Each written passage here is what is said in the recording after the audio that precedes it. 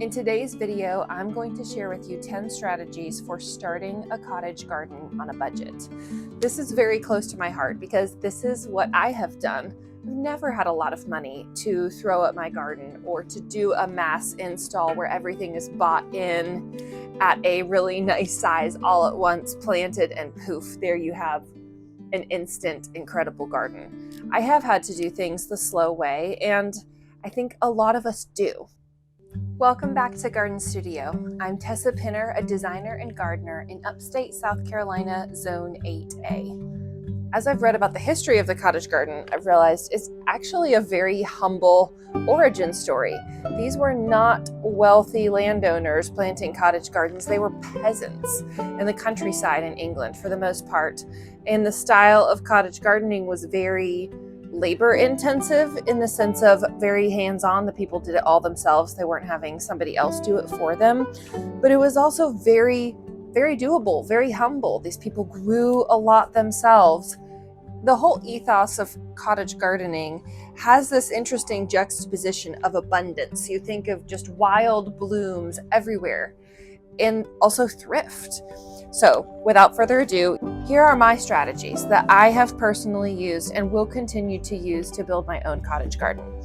Number 1, plant small plants because they'll grow. I have done this over and over, and yes, it takes patience. I have multiple examples, even on this channel, of showing you really small plants going in and saying, I can't wait to see what this is going to be in a few years. I also have some spots where I think I'm so glad I planted that 5 years ago because look at it now. In my opinion, it's better to go ahead and plant the plants now because what you're doing is allowing them to get really good root systems into the ground.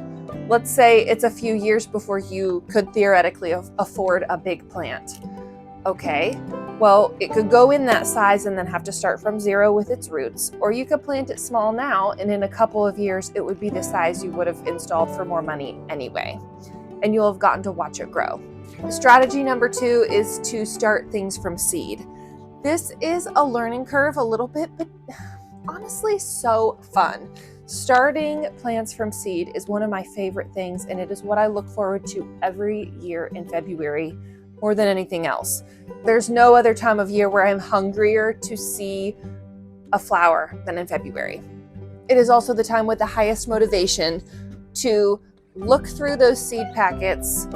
If you haven't done your seed ordering, I said this last month, do it now. It's still not too late. Do it now. Plan out everything that you could grow from seed rather than buying it. It's pennies on the dollar to grow from seed, even when you do have to buy a few materials. I have collected materials over time, and every year I only buy a couple of things that I need to supplement. Maybe something has gotten too old and cracked, and I had to throw it away and I have to replace it. Once you have your starting setup, it's not a lot of money every year to keep that going, and the seeds themselves are cheap. I do have a whole video on my seed starting setup, and I will link that in the description below.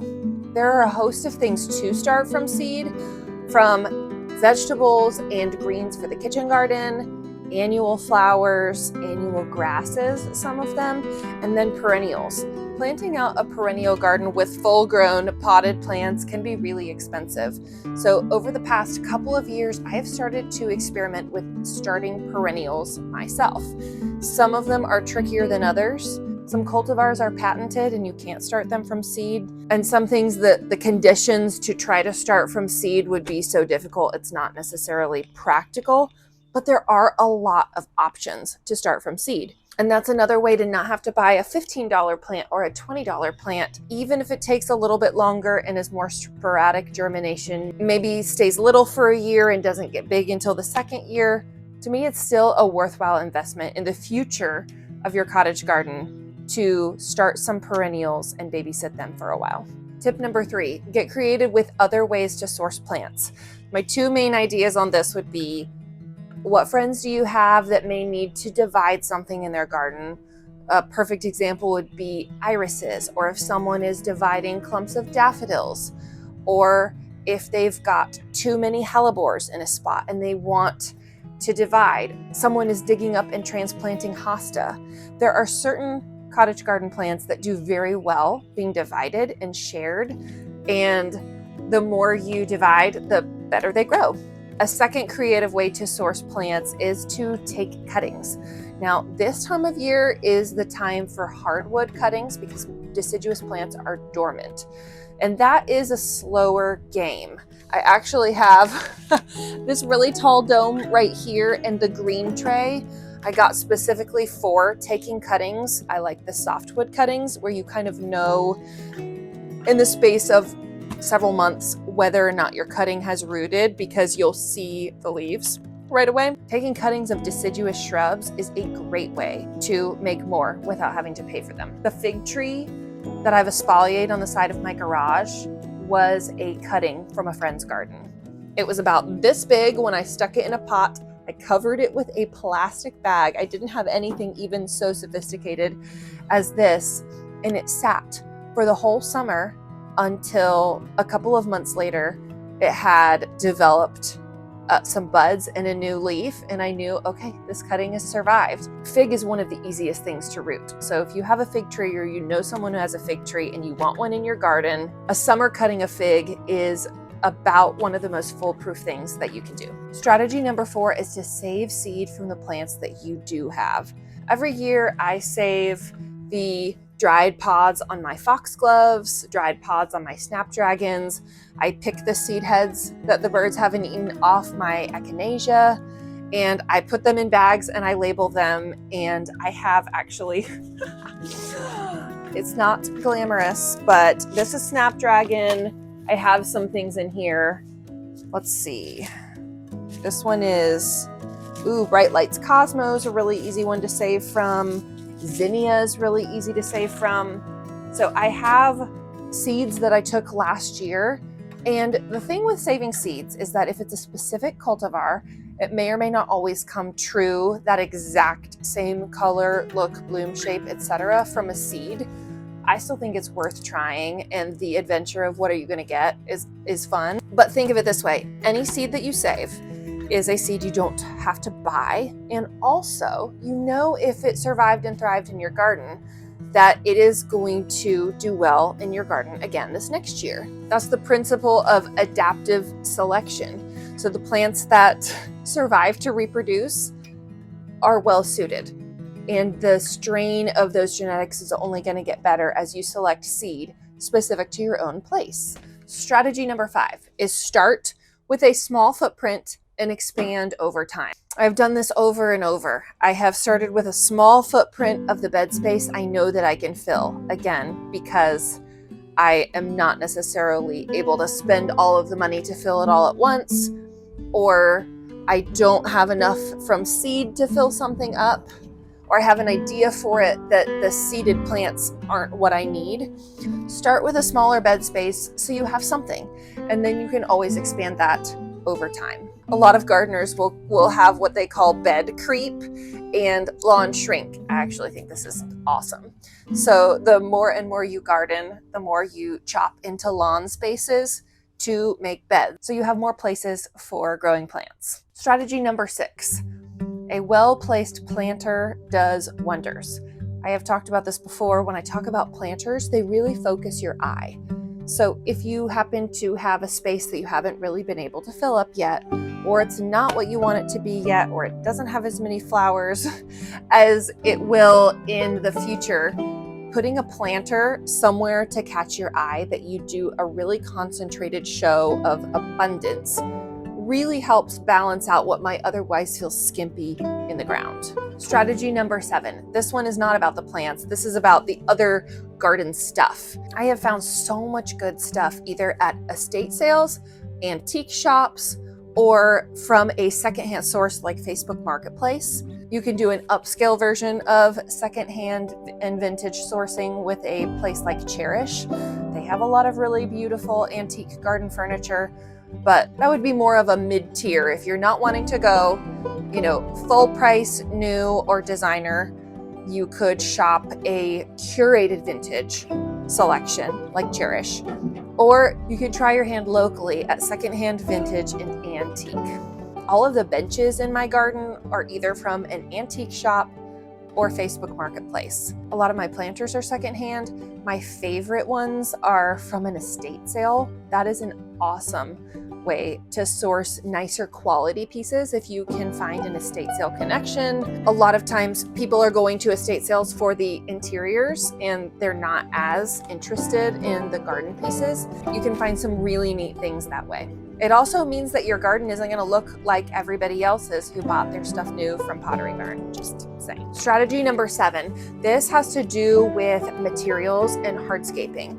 If you have a stone center or hardscape supply center near you, or you know someone who is a landscape contractor, a direction of inquiry with both of those would be to ask if they have any kind of second tier, slightly lower quality materials that they can't sell for full price. Sometimes stones will come in chipped. They are supposed to be in a lot of a certain color and they're a little bit off.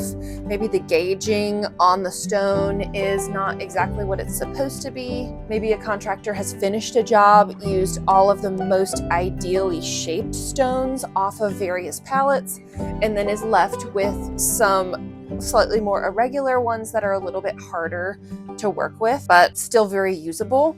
You could actually be doing a contractor a favor by approaching them and saying, I would like to buy that stuff from you at a lower rate and I'll pay you to come deliver it to my house. That way the contractor doesn't have to store that material or figure out how to get rid of it, and they're still able to make some profit. This leads into strategy number 8, which is build it yourself. Now, this is the cool thing about YouTube, right? Is that there are all kinds of crazy talented people on here showing you how to make stuff yourself.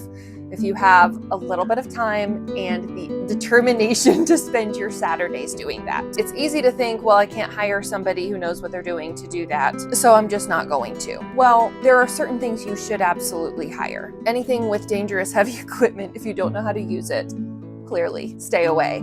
But anything that can be done with very small equipment or tools by hand, there's no reason why an able-bodied person cannot learn to do a lot of things themselves. The biggest example of this for us is our garden pavilion, which would have been quite pricey to have somebody actually build us a garden pavilion structure that was custom, to have a crew come in and do it.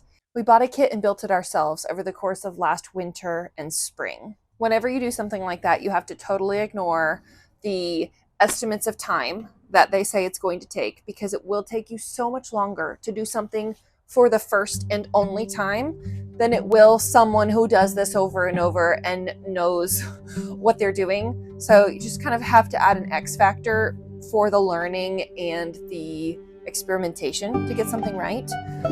But in the end, we have a structure we are so happy with that we never could have afforded at this stage to have somebody build for us. It's been so functional, and we have no regrets from spending that extra time and effort to do it ourselves. Strategy number 9 is to use sprinklers and timers to set up an initial irrigation system if you don't have the ability to have one installed. We don't have an official in-ground, really nice professional system here. It would be on my dream list someday to do that, but we've always had a combination of water the vulnerable things at the perimeters by hand for their first season, and then anything that's planted more intensely, it's getting watered with a hose or it's getting watered with a sprinkler. When we first installed the perennial garden, I did actually have a series of irrigation tubes with emitters going through it, and what I found is that with really dense planting, sometimes that's just not enough, and you actually do need the spray to make sure that everything gets covered. And in a professional system, that would be pop-up spray heads.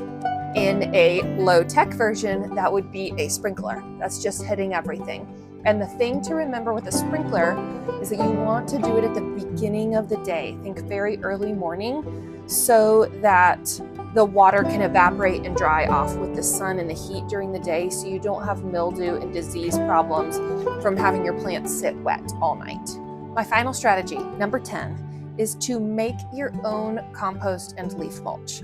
This will save you having to buy a lot of amendments for the garden and keep a nutrient cycle in your garden constantly going. So what this looks like for us is the chickens help us a lot actually, because we feed kitchen waste to them, which of course then they turn into poop, which we can add to our compost piles that does all of our green and brown waste material. We make leaf mold every year by gathering up all the leaves in the fall and letting them compost down over the next season. And both of those, the kitchen and garden and chicken waste compost and then the leaf mold compost, are really valuable additions to the fertility of the garden. And again, we're not paying to have stuff hauled away.